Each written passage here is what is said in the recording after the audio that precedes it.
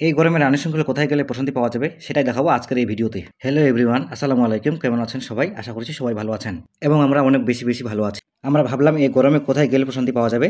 এর মধ্যে সুজন বলল আমরা সবাই মিলে চলুন রামরায় যাই। যেই কথা সেই কাজ, আমরা সবাই রওনা দিলাম রামরায়ের উদ্দেশ্যে। রাস্তায় চোখে পড়ল খুনিয়া দিঘি। দেখতে দেখতে রাস্তার দৃশ্যগুলো ধারণ করলাম। কিছু পথ অতিক্রম করার পর আমরা পৌঁছে গেলাম রামরায় দিঘিতে। প্রবেশদ্বারে দেখতে পেলাম লাল রঙের একটি লাভ। রামরায়ের দৃশ্য দেখার জন্য রয়েছে ওয়াচ টাওয়ার।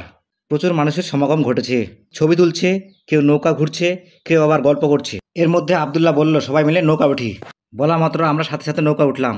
নৌকা থেকে আমরা দিঘির বিভিন্ন দৃশ্যগুলো ধারণ করলাম। এর মধ্যে একজন তার প্রিয়জনকে নিয়ে দিঘির চারপাশে ঘুরছেন। দিঘির চারপাশে বসে কেউ গল্প করছেন, কেউ ছবি তুলছেন, কেউ আড্ডা দিচ্ছেন। নৌকায় ঘোরাঘুরি শেষে আমরা নৌকা থেকে নেমে পড়লাম। রামরায়ের দুই পাশে দুইটি ফুচকার দোকান রয়েছে। মামারা বলছে আসেন ফুচকা খেয়ে যান। এর মধ্যে আব্দুল্লাহ ছবি তুলতে ব্যস্ত। ঘুরতে ঘুরতে সন্ধ্যা নেমে এলো। আমরা বাড়ির উদ্দেশ্যে রওনা দিলাম। আজ এখান থেকেই আবার দেখা হবে অন্য কোনো ভিডিওতে।